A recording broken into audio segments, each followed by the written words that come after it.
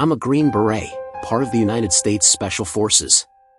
For years now, I've served in SOCOM, deploying to Afghanistan, Iraq, Syria, and even across parts of Africa. I've seen the good, the bad, and the unspeakable. Most of it, wrapped in classified red tape, will never see the light of day. But a few nights ago, something happened, something so strange it stood out from all the chaos I've faced.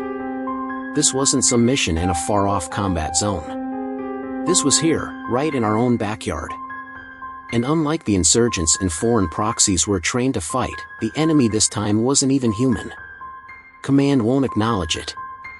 They won't give answers or let the truth out. But people have died, innocent people, and their families deserve closure. So I'm breaking protocol, sharing what I can while keeping details vague. No names, no exact locations, nothing that would give those shadowy three-letter agencies a reason to come knocking. Here's what I can tell you. I'm part of a 10-man Green Beret team, nicknamed Raider. Like many SOCOM units, we name ourselves after warriors of old: Raider, Barbarian, Centurion, and so on. Our captain is a grizzled Georgian with too many deployments under his belt, the kind of leader who's always kept us alive. When he says something, we listen. That weekend, we were on QRF duty, Quick Reaction Force. Basically, if someone needed the world's best trained boogeymen, we'd be ready to move at a moment's notice. It had been a quiet weekend, so quiet we were gearing up for a rare treat: 2 authorized beers at the local bar. That's when the call came in. The captain told us to gear up fast. We'd still have time for those beers, he assured us. The mission was in West Tennessee, of all places, just a quick in and out. That alone raised eyebrows. Usually, when we're called, it's for something big, and it's never domestic. Details were sparse. A distress signal had gone off from a restricted facility deep in the woods of a national park, a park with a long history of disappearances, closed trails, and eerie whispers. No information on the enemy, their weapons, or even the facility itself. Just a directive: respond immediately. The captain was calm, professional, but something in his tone felt off. He knew more than he was letting on. When our transport arrived, we got another surprise: not just a single Black Hawk, but an armed escort of 2 additional birds. This was unusual. We were in domestic America. What kind of threat needed that kind of firepower in our own backyard? The unease settled deeper as we climbed aboard. None of us spoke much, but we all felt it, that quiet sense that something was very, very wrong. We were heading into the unknown. And whatever waited for us in that dark, secluded forest wasn't going to let us leave unscathed. We were heading to Tennessee. But why were they here? Even with the night stalkers flying at full throttle, it took us a couple of hours to reach our landing zone. Inside the bird, the noise was deafening, ear-splitting, even through our electronic headsets. Despite the chaos, I noticed something unusual: the captain was speaking on a separate frequency. Normally, he'd relay everything through the comm sergeant, but this time, he had a private side channel. I leaned slightly to get a glimpse of his notepad as he jotted down notes. Just a few cryptic words stood out: Moscow, close quarters, op for unknown, no blue. When the birds finally touched down, we found ourselves in an empty parking lot outside a ranger station. We disembarked swiftly, rifles at the ready, as the Black Hawks lifted off, their engines disappearing into the night. The captain's voice came through the team net. "Raider, this is Raider lead. Hold outside and secure the perimeter. I'll get the ranger and prep a hasty siren brief. Stay sharp." We spread out, taking positions behind the parked ranger vehicles. Our gear was state-of-the-art, quad NVGs that painted the pitch-black surroundings in ghostly green clarity, and PEQs mounted on our rifles, letting us sweep the area with precision. The military saying held true: we own the night. As the captain returned, he wasn't alone. A ranger, balding and likely in his mid-40s, trailed behind him. The man's uneasy posture spoke volumes before he even opened his mouth. "All Raiders, this is lead," the captain said through the net. "New intel confirms a mass casualty situation at the facility. Enemy OPFOR remains unidentified but is classified as extremely dangerous and engaging at close range. There is no blue on sight. Repeat, no friendlies present. Anything that moves is considered hostile. He turned to the ranger. Anything to add, Ranger Clements? The ranger hesitated, scratching the back of his neck. Gunfire, he said finally. A lot of it, coming from down there. And, whatever you do, don't split up. Not in these woods. Our medic snorted, masking his nerves. Well, that's comforting. The captain nodded at the ranger before turning to us. Eyes on all directions, 6, 12, and 5. Let's move. We formed a staggered column, falling into familiar routines honed on countless missions. Final checks and rituals began. Our medic slapped the side of his helmet, psyching himself up. The captain kissed the small crucifix he wore under his combat shirt. I exhaled a plume of warm breath into the cold air, gripping my rifle tighter. The forest swallowed us whole as we stepped onto the narrow trail. Our IR lasers cut through the black, scanning every tree, rock, and shadow for signs of movement. But no matter how much we searched, the woods seemed empty. Empty, except for the feeling that something was following us. In the wild, you learn to listen to the sounds of life around you, crickets chirping, birds calling, the scurrying of small animals. Even when humans pass through, that ambient noise doesn't vanish completely. Not like this. It was unnerving. There were no crickets. No birds. No rustling leaves or distant cicadas. Just silence. The kind of silence that weighs heavy, pressing against your ears, making you hyper-aware of every breath, every step, every heartbeat. And it wasn't just us. The forest wasn't scared of us. It was scared of something else. Something bigger. Something more dangerous. The realization hit me when I could hear the soldier 10 meters ahead of me breathing, as we moved through the dead forest. We weren't alone. Then the captain raised a hand, signaling a halt. The column froze, each man dropping into a crouch. The air felt even heavier, thicker. My grip on the rifle tightened as I scanned the dark tree line ahead, the oppressive silence suffocating every instinct but one. Something was out there. The captain's voice crackled over the radio, calm and commanding. This is lead. On me. Time now. We advanced quickly and silently, falling into formation. Soon, we reached a chain-link fence marking the edge of the trail. 4 of our weapons sergeants and the medic took up security, scanning the tree line behind us, while I moved up with the captain and another weapons sergeant to the gate. The dirt trail stopped abruptly, giving way to a gravel path that led to a fenced-off area. A rusted no trespassing sign hung ominously high on the fence. Beyond it, we could make out a small guard shack bathed in dim light. The captain tried signaling anyone inside by using his rifle's surefire tack light, sweeping it across the booth. When he centered it on the doorway, though, the beam revealed something chilling. Blood splattered across the back wall, pooling on the floor. A severed arm lay halfway out of the doorframe, limp and lifeless. The captain turned to the other weapons sergeant. Get your kit, he ordered. The sergeant nodded, slinging his rifle and pulling out a compact pair of bolt cutters from his assault pack. He always carried a breaching kit, just in case. But before the cutters could snap through the lock, we all froze. A sound echoed through the forest, distant yet everywhere at once. It was a woman's scream, agonized, raw, but distorted. Beneath it was a guttural, inhuman tone, like the low growl of a dying animal. It clawed at our nerves, setting every instinct on edge. What the hell was that? The medic muttered, his voice unusually tight. The stocky Brooklyn native, normally unshakable, glanced nervously at the tree line. Even the weapons sergeant with the M240B muttered, some horror movie nonsense right now, as he scanned the shadows. I gripped my rifle so hard my knuckles ached. Everyone was tense, everyone but the captain. For God's sake, loosen your jockstraps, he snapped. Press on. The lock snapped with a metallic clink, and the gate swung open. The captain and I moved quickly to clear the guard shack, while 2 more weapons sergeants and the medic held the gravel road. Inside, the guard's body was slumped over, unrecognizable. His black plate carrier was shredded, torn apart as if by some monstrous force. A massive wound dominated his torso, his solar plexus obliterated.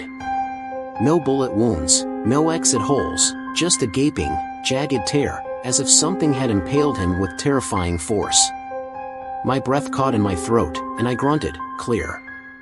The captain stepped out, spitting hard into the grass. The medic, always curious, prodded him. "What did it look like?" The captain just shook his head. "Doesn't matter, document."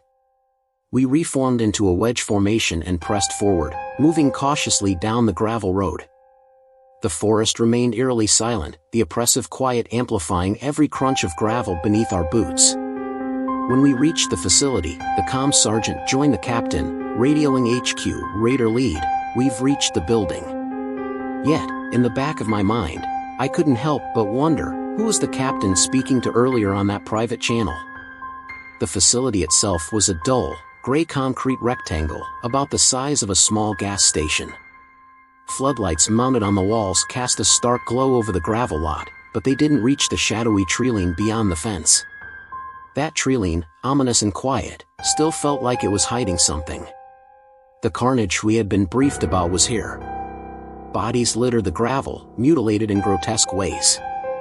These guards were better equipped than the one at the gate, wearing heavier body armor and carrying rifles set to full auto.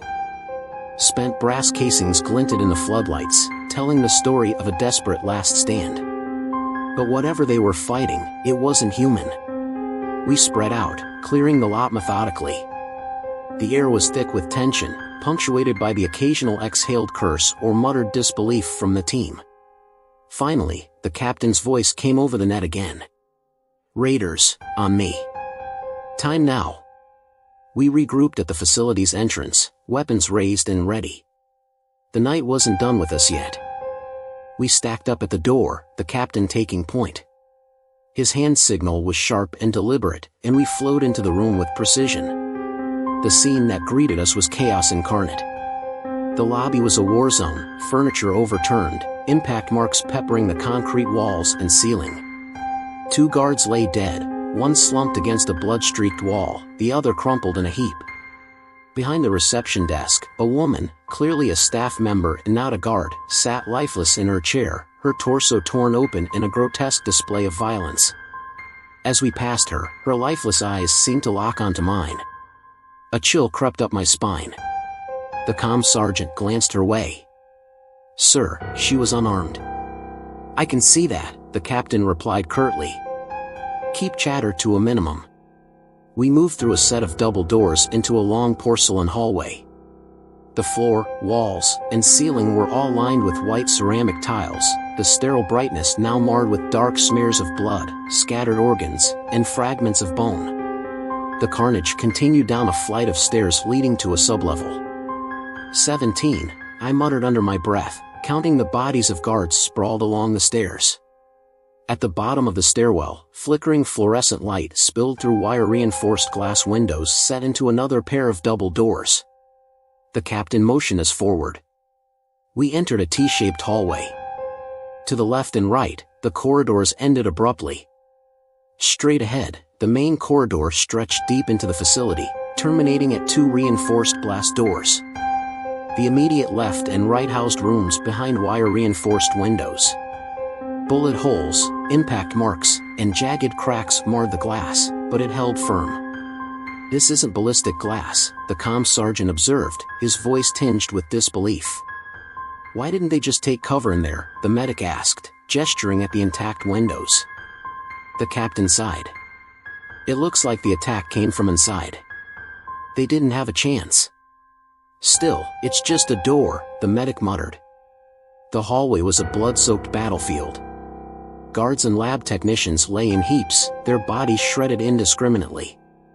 Weapons, spent brass, and gore were strewn everywhere. The realization hit me like a gut punch. Whatever had done this hadn't discriminated between armed guards and unarmed staff. It killed everything in its path. We moved in a rolling T formation, the captain leading from the center. I was on the right flank, a gunner in the center, and another weapons sergeant on the left. The hallway's carnage grew thicker as we approached the blast doors. The captain stopped at the doors, running his gloved fingers over their edges. "No gaps," he muttered. Blood seeped from beneath the doors, pooling at his boots. On the right side of the door was an electronic hand scanner. The captain eyed it skeptically. "Didn't think these things were real," he muttered before switching to his private channel. After a pause, he chuckled dryly and turned to one of the dead guards. With a grimace, he kicked the guard's arm, letting it flop. "Got one right here," he muttered bitterly. A sudden crash reverberated from the lab door to my right. I instinctively raised my weapon, my laser slicing through the darkened glass. The second weapons sergeant keyed his mic movement. "Right side lab." The captain glanced over, his own laser now trained on the door. "Might have one. Might have up for. Hold." Forming a stack, the captain took the lead, a break from standard practice. I was second, with 2 more soldiers filing in behind me. The weapons sergeant at the door felt along its edges and tested the handle. Locked. His attempt must have alerted whoever, or whatever, was inside, because a voice cried out suddenly. "I'm in here. Please. I'll let you in, just don't shoot." The voice was panicked, pleading, inhuman. The doorman turned to the captain, who gave a sharp nod. "Might have bloofer inside. Stay sharp. Wait on my fire." The electronic lock clicked open, and the doorman pulled the handle, swinging the door wide. We rushed in. The captain hooked left, his rifle sweeping the room. I pushed forward, the other 2 following closely, lasers sweeping the room. A pair of trembling hands emerged from behind a lab table. "Please," the voice shouted weakly. The captain stormed forward, weapon trained. "Hands now. I swear to God, if you don't." The figure stood slowly, revealing a man in his late 30s, wearing a blood-smeared lab coat. His stringy hair clung to his forehead, and his round glasses slipped down his nose. The captain closed the distance in a flash, grabbing the man and slamming him against a metal cabinet. "Where is it?" "Show it to me," the captain barked, his voice a guttural snarl as spittle flew from his lips. The scientist stammered, I don't." The captain cut him off, roughly patting him down and pulling an ID badge from his coat. With a dismissive shove, he handed the man off to the weapons sergeant standing nearby, forcing him to his knees. The captain switched to his private frequency. "Possible bloofer. Prepare for ID verification." He read off the ID code, his tone clipped and seething. After a moment, he received a confirmation. "Get him up," the captain ordered. The weapons sergeant yanked the scientist to his feet. The man's voice was trembling. "Please. I don't know what's going on. I was just running some chemical tests. We need to get out of here." The captain leaned in, his face inches from the scientist's. "Shut up." His tone was venomous, his voice barely above a growl. "You know exactly what you've been doing. Open the doors. Now." The scientist blinked, stunned into silence. What? "I can't. Open the damn doors." The captain's voice rose to a deafening roar. With a nod from the captain, the weapons sergeant shoved the man toward the blast doors. He stumbled, nearly falling, but was hauled back up by his collar. The captain pressed the man's face to the scanner. "Hand. Now." The scientist struggled, his voice breaking. I don't have access. My hand's injured. Please." The medic, uncharacteristically hesitant for someone so hardened, stepped forward. "Cap, come on." The captain didn't even glance his way. His focus remained on the scientist. "Wait till you see," he muttered darkly. With another shove from the weapons sergeant, the scientist's hand was pressed firmly against the scanner. The blue light flickered, tracing the lines of his palm. A beep echoed in the tense silence as the lock disengaged. The captain dropped the man unceremoniously. "Well, look at that," he said, his voice dripping with sarcasm. The blast doors groaned open, revealing a room bathed in the pulsing glow of red emergency lights. Shards of broken glass crunched under the door's movement, mixing with a murky blue liquid that trickled out into the hallway. The liquid mingled with the blood of several guards whose mangled bodies were piled just beyond the threshold. The captain grabbed the scientist by his collar again, hauling him upright. "You know these men, Doctor? Friends of yours?" He shoved the man into the doorway. The scientist slipped in the mixture of fluids and shattered glass, yelping as his hand was sliced open. We flowed in behind them, weapons raised. The scene that unfolded before us was unlike anything I'd ever witnessed, and I'd seen mass graves, tunnel systems filled with the aftermath of war, entire villages wiped out.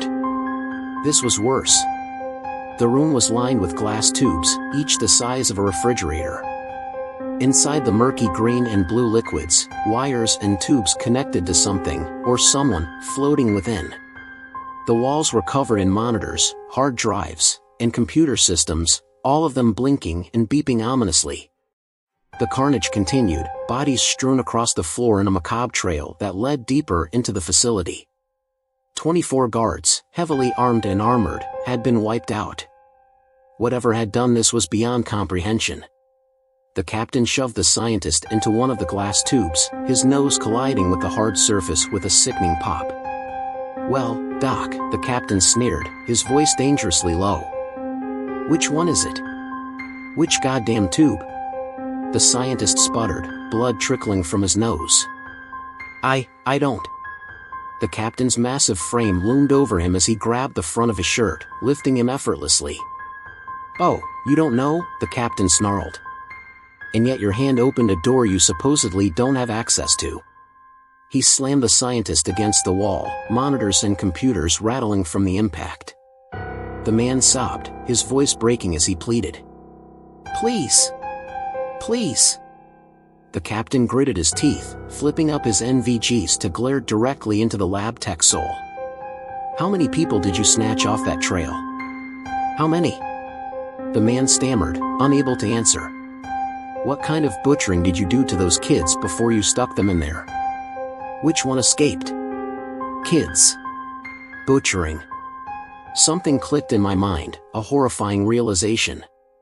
My stomach churned as I instinctively switched on my rifle's tactical light. The beam illuminated the glass tubes around us, and a suffocating wave of dread washed over me. They were people. At least, they had been. Wires and tubes pierced through their mutated, dissected bodies. Their flesh, once human, was now translucent and warped, barely clinging to the monstrous forms they had become. I trained my light on one figure, suppressing a gag. Reptilian scales covered their left arm, merging grotesquely with a gaping hole in their chest. A human skull jutted out from the exposed muscle of their head, like a cruel mockery of life. Another figure's mouth was sealed shut, but jagged, mismatched teeth protruded grotesquely from the sides of their cheeks. Their eyes were gone, sockets replaced with smooth, sealed skin. The medic retched. "Jesus Christ, this," he choked, turning away, coughing violently. Then there was one where the spine had burst through the back, vertebrae elongated and jagged, extending inches beyond normal limits like grotesque talons of bone. I staggered back, my boots crunching glass as curses slipped from the others. My breathing hitched, and I forced myself to look away. The image was seared into my mind, a grotesque slideshow I'd never unsee. "They'd better be dead," I muttered through clenched teeth, "or I swear to the Lord himself." "They are," the captain interrupted sternly, his voice razor-sharp. He turned to the lab tech. "Aren't they?" The man sobbed and nodded rapidly. "Why yes. Yes, they died during surgery." The captain's eyes narrowed. "If you're lying," he loomed closer, his voice lowering into a chilling growl. "I'll make you euthanize every single one of them yourself." He shoved the trembling scientist forward, and I shook my head, trying to erase the horrific images burned into my mind. "Where's she gone?" the captain demanded, his voice hard as steel. I don't know," the man sobbed. "Where is it?" The lab tech crumbled under the weight of the question, his voice a broken whisper. It escaped. It killed everyone. It cut through the guards, through my friends, it killed them all. The captain's knuckles tightened until his fists were trembling, veins bulging against his gloves. Your friends? He let out a derisive laugh, then drove the armored knuckle of his glove into the man's gut. The lab tech doubled over, collapsing to his hands and knees, coughing and gasping. Your friends, the captain spat. You mean the friends who kidnapped a 22-year-old girl and a 14-year-old boy? The ones who turned them into monsters? His voice dripped with venom, his face a mask of disgust. What about them? The lab tech could only sob in response, clutching his stomach. The captain straightened, placing his hands on his hips as he scoffed. You've got until the count of 10. If you don't tell me where it is, I'll start grabbing tools and cutting you apart myself. I saw what you did to those kids. Imagine what I'd do to you. Grabbing the lab tech by his hair, the captain loomed over him. 1, 2, 3. Sir. Sir, please, the man wailed. 4, 5. It's in the woods. You heard it. That thing, it made that freaky scream just 10 minutes ago. The captain released him abruptly, the man crumpling to the floor. He laughed coldly. Y'all hear that? It's in the woods. He pulled out his sidearm, an M17, and checked the chamber. 5, 6. Before he could finish the count, a sound froze us all. It echoed down the facility's halls, a cry that was neither fully human nor entirely animal. Half feminine, half monstrous, it reverberated through the glass tubes, shaking the very air around us. Except this time, it didn't come from the distant woods or the mountains. It came from the stairs. The lights flickered and then died, plunging the facility into total darkness. The emergency lights, the monitors, the glass tanks, all of it went black. And then, we heard the cry again. Closer this time. And this time, I swear I heard it speak. Help me. The voice was warped, inhuman, but it carried an unmistakable plea. Anyone with their NVGs flicked them down immediately. Green lasers darted toward the dark hall beyond the door. The slight quiver in every beam told the same story. The death we'd seen, the abominations in the tanks, it had shaken all of us. Even the best of the best weren't immune. The captain stepped up beside me and the medic, his voice low and cutting as he addressed the lab tech. You run, you die. The man swallowed hard, his trembling barely contained. I know. The captain leaned closer, his voice a razor's edge. No. You don't. Another cry echoed down the hall, louder this time. Help me. The sound of something hard impacting the tiled floor sent a chill through the room. Then came more footsteps. Help me. The medic exhaled shakily, cracking his neck. The footsteps grew louder, nearer, accompanied by that haunting plea. Help me. It was close now, less than 5 meters from the door. Lord Almighty, the captain muttered under his breath. The creature stepped into the doorway, and what little resolve we had left cracked. It was massive, easily 6 feet tall, its frame hunched but monstrous. 2 bony, mantis-like legs glistened with dark, coagulated blood. Its head was smooth, featureless except for a mouth filled with large, gleaming teeth that caught the dim light. And its eyes, they glowed, animalistic and piercing, locking onto us with an unnatural intelligence. We all froze. A room full of Green Berets, weapons trained, fingers on triggers, and no one moved. The captain was the first to break the spell, squeezing his trigger and unleashing a storm of 5.56mm rounds into the thing. The gunner followed, his machine gun roaring. The medic fired, then the rest of us.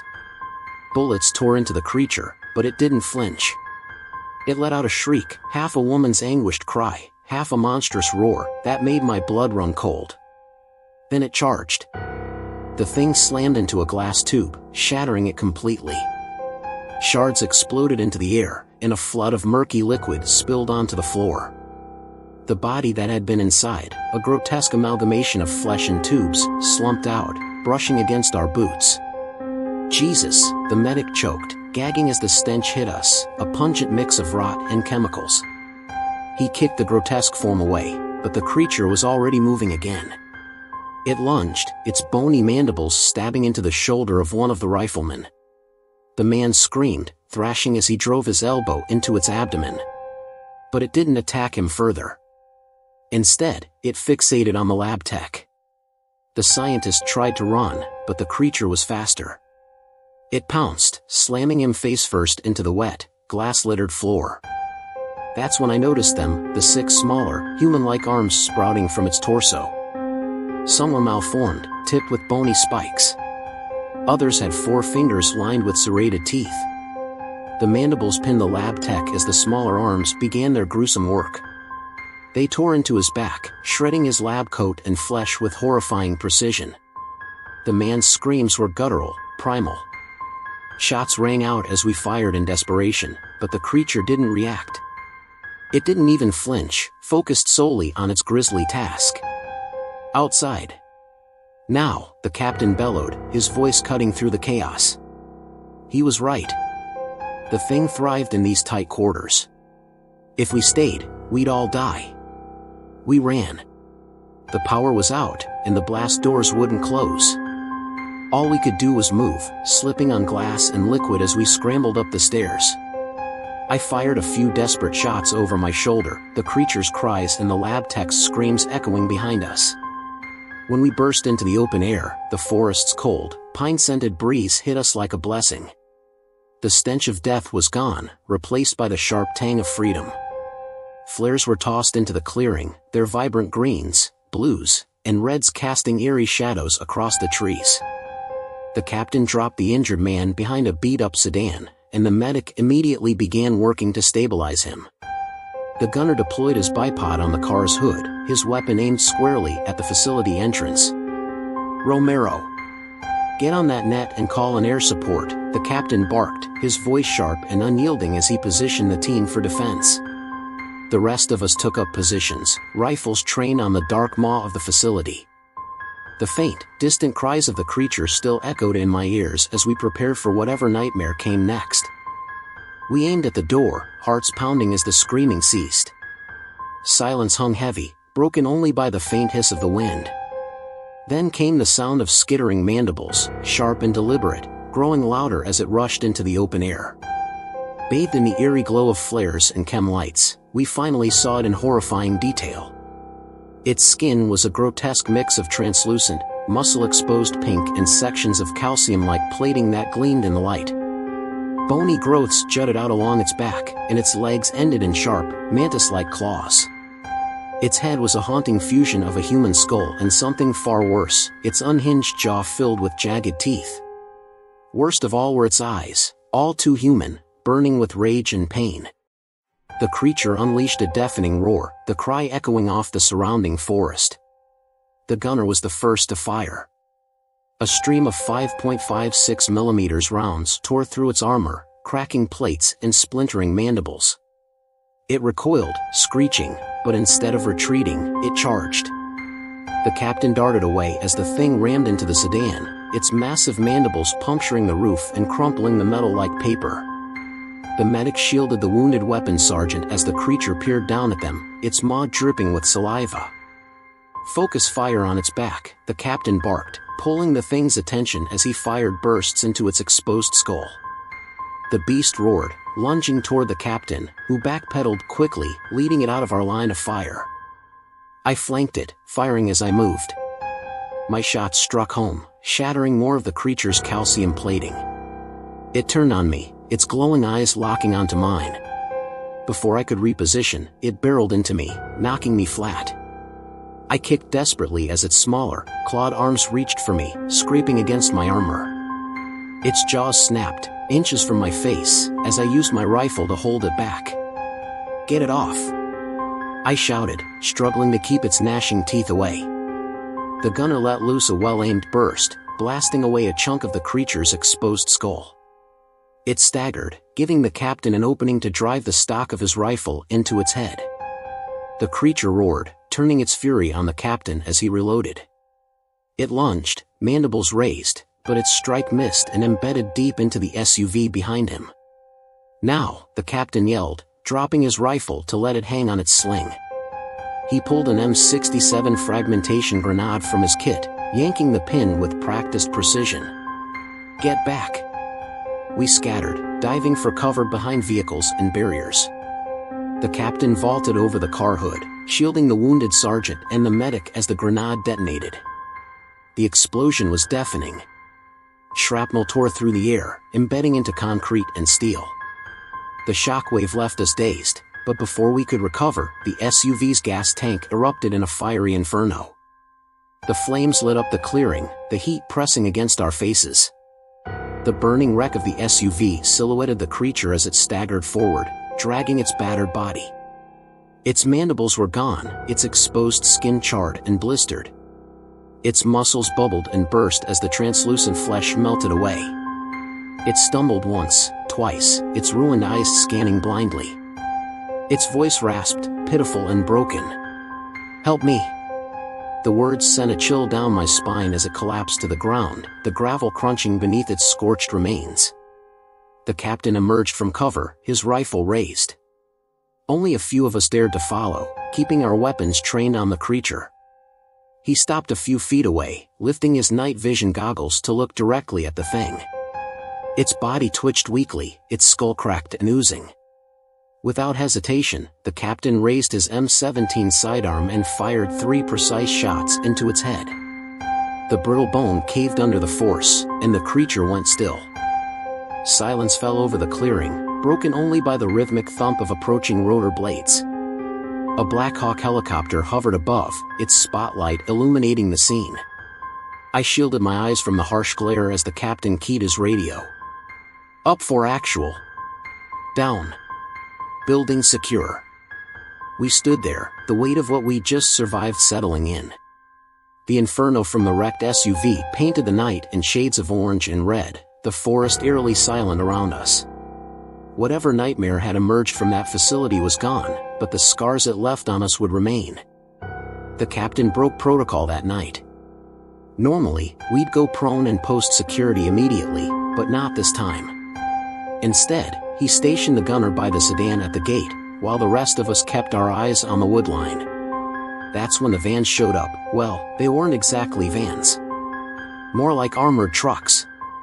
For the sake of security and remaining anonymous, I can't reveal much about them. Let's just say they weren't military, at least not officially. The black multicam uniforms, the sterilized kits stripped of all insignias, the advanced hazmat suits, none of it screamed regulation. And the gear? Top of the line, way beyond anything I'd ever seen. I'm not saying they were private contractors, but I'm also not saying they weren't.